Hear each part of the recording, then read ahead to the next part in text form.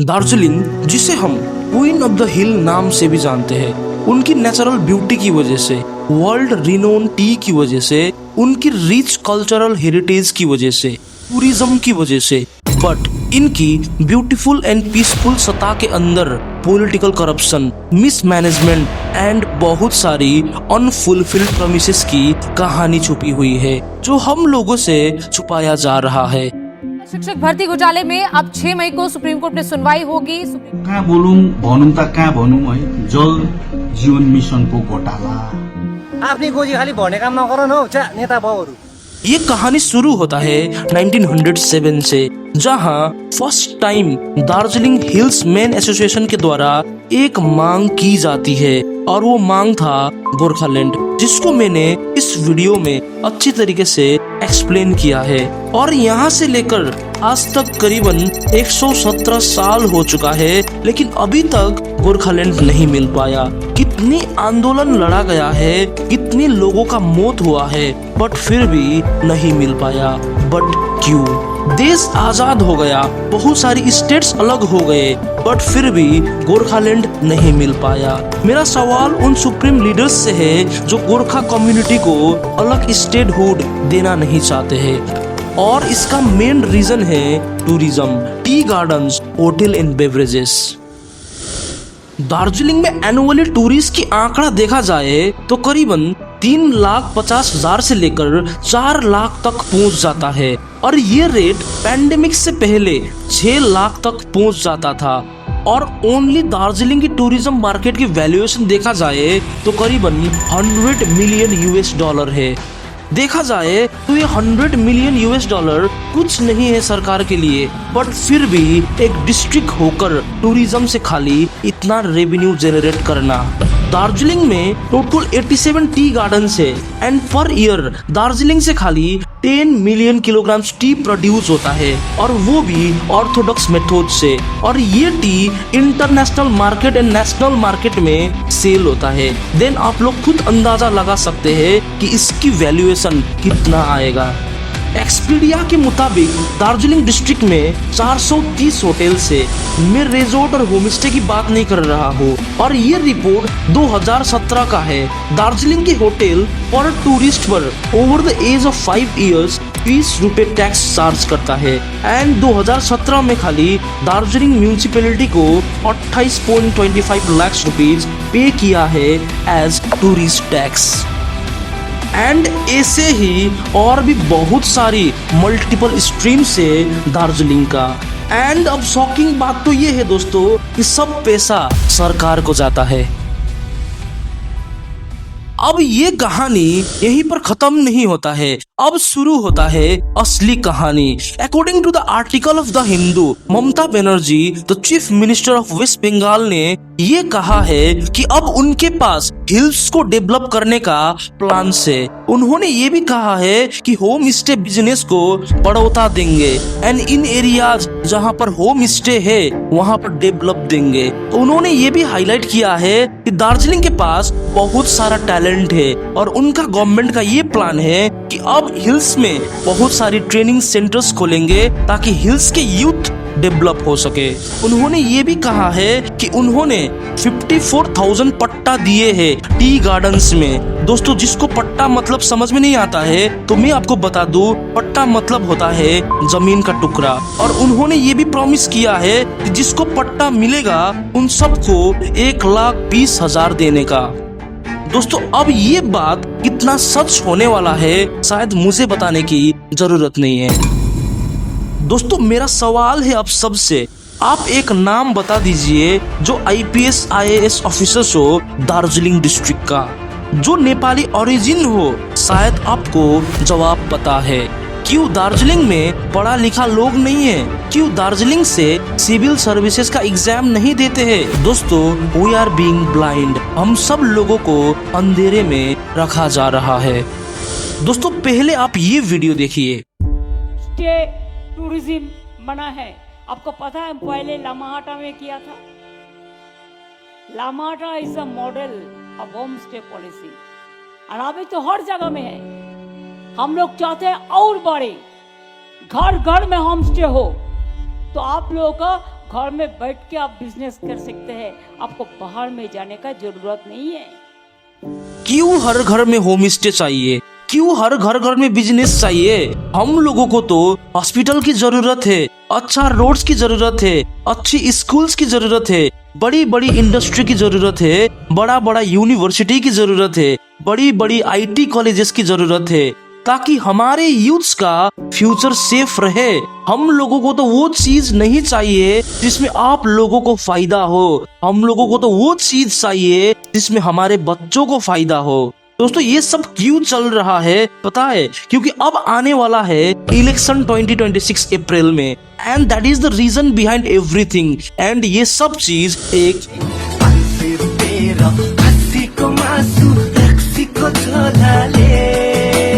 नेतालाई के दोष लगाउनु यहाँ दुःखको छ जनताले, नेतालाई के दोष लगाउनु यहाँ दुःखको छ जनताले। दोस्तों आपको मैं ये कहूँ कि वो जमीन जिस पर आपका परिवार पीढ़ियों से रहता हुआ आ रहा है वो आपका नहीं है, आपका उसके ऊपर कोई हक नहीं है, तो आपको कैसा लगेगा? कुछ इसी तरीका का हालत है नॉर्थ बंगाल में रहने वाले 3 लाख से भी ज्यादा टी वर्कर्स का। जिस जमीन पर सालों से उनका पीढ़िया रहता हुआ आ रहा है, उस जमीन पर अब वो खुद से घर नहीं बना सकता, और बना भी लिया तो वो उनका नहीं कहलाएगा। कई वर्षों से उनकी ये मांग रही थी कि कानूनी तौर पर जमीन उनकी नाम कर दिया जाए। जिटिए क्षेत्रको चिया बगानहरूमा 5 डेसिमल जमिनको सर्वेक्षणहरू सुरु भएको हो त। कारण किनभनेदेखिलाई हिजो मात्र बिहान चिया बगानमा सरकारी बाबुहरू आएर हाम्रो घर घरेटीहरू नाप्ने सर्वेक्षण गर्ने कार्यहरू भइरहेको छ। मंत्री मोदी जी बार बार कहते हैं मन की बात, गोरखाओं की मन की बात क्या है?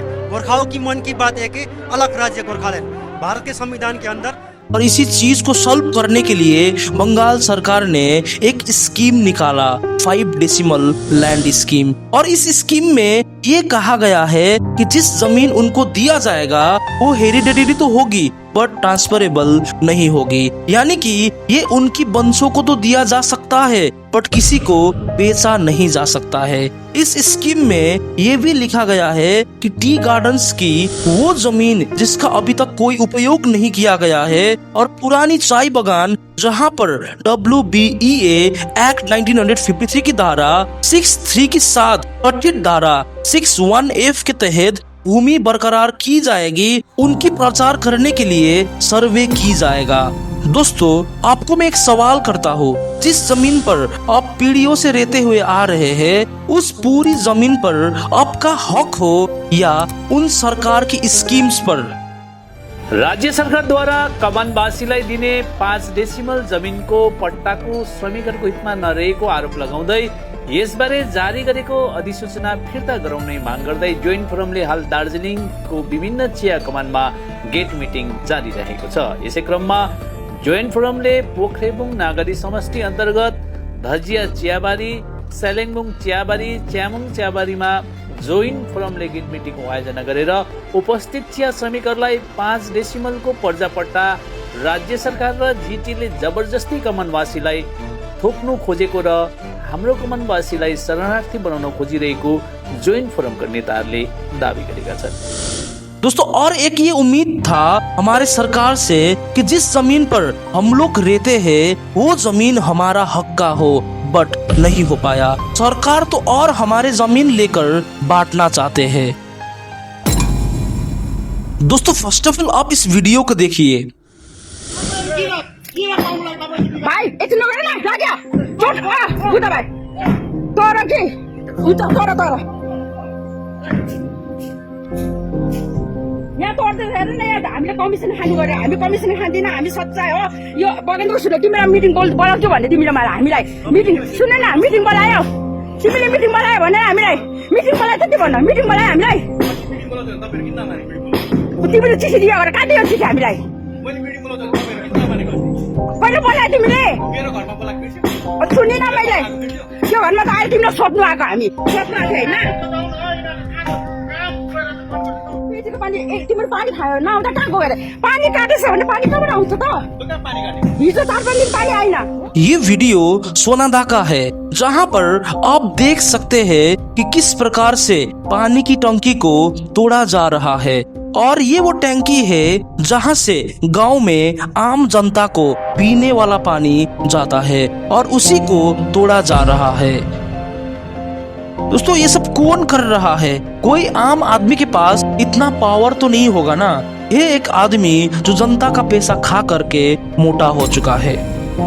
दोस्तों ये एक रिपोर्ट है टाइम्स ऑफ इंडिया का, जहां पर एक मीटिंग होता है ममता बनर्जी और सभी डीएम्स एंड सीनियर ऑफिसर्स के साथ कोलकाता में, जहां पर स्टेट गवर्नमेंट इम्पोज करते हैं एक पेनल्टी सभी कॉन्ट्रैक्टर्स को जिसने जल जीवन मिशन में घोटाला किया है।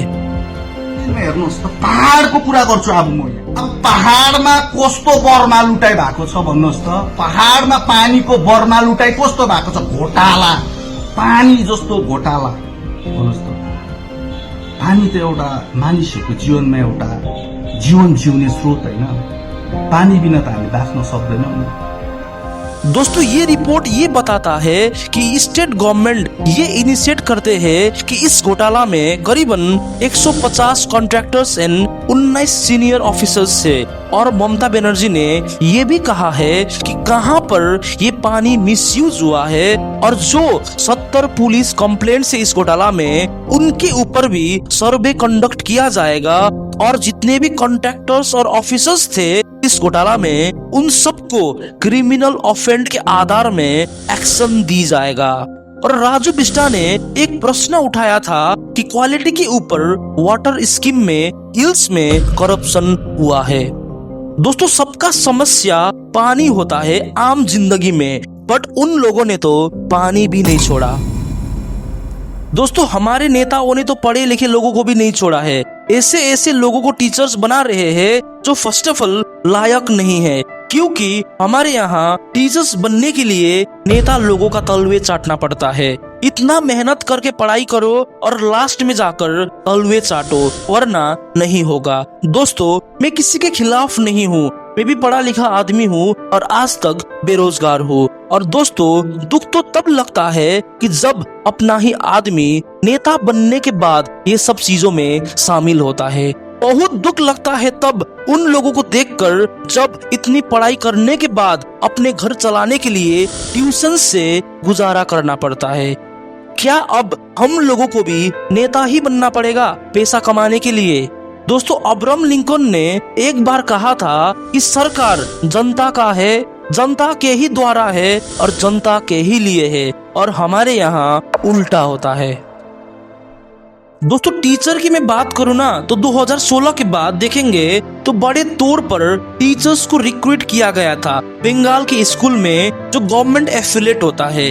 ये मामला सुप्रीम कोर्ट तक गया था और फिर वापस हाई कोर्ट में आया था और फाइनली कोलकाता हाई कोर्ट में निर्देश दिया था कि 25,000 से ज्यादा जो बंगाल के अंदर टीचर्स से उन सबको फायर कर दिया जाएगा, और जो अभी तक उन्होंने सैलरी ली है इंटरेस्ट के साथ उनको 4 हफ्ता के अंदर चुकाना होगा, और वो भी 12% इंटरेस्ट के साथ। शिक्षक भर्ती घोटाले में अब 6 मई को सुप्रीम कोर्ट में सुनवाई होगी। 25,000 शिक्षकों की नियुक्ति रद्द करने के कलकत्ता हाईकोर्ट के आदेश पर रोक लगा दी है। और जिस तरीके से उन लोगों का सिलेक्शन हुआ था वो भी इलीगल तरीके से रिक्रूट हुआ था, और बहुत सारे टीचर्स ने तो ब्लैंक OMR शीट भी जमा किया था, लेकिन उसके बावजूद भी उनको टीचर्स की नौकरी मिला गया। यहाँ तक होता है हमारे यहाँ घोटाला। दोस्तों 2014 में वेस्ट बंगाल की सरकार ने एक रिक्रूटमेंट पब्लिश किया था टीचर्स के लिए, और ये basically state level selection test होता है, उसके अकॉर्डिंग रिक्रूट किया जाता है। और जो पूरा रिक्रूटमेंट प्रोसेस शुरू हुआ था वो शुरू हुआ था 2016 से, और करीबन 23 लाख कैंडिडेट इस टेस्ट के लिए बैठे थे और जो वैकेंसी थी वो थी 24,640। लेकिन यहाँ पर देखेंगे तो अपॉइंटमेंट हुए थे तो करीबन 25,763 लोग। मतलब जितनी वैकेंसी थी उससे कहीं ज्यादा अपॉइंटमेंट किए गए थे। तो ये घोटाला नहीं है क्या? और दोस्तों जब इस चीज पर सीबीआई ने जांच किया तो बहुत सारे ऑफिसर्स और हमारे एजुकेशनल मिनिस्टर पार्थ चैटर्जी को अरेस्ट कर दिया गया क्योंकि वहां पर करोड़ों रुपए का घोटाला हुआ था।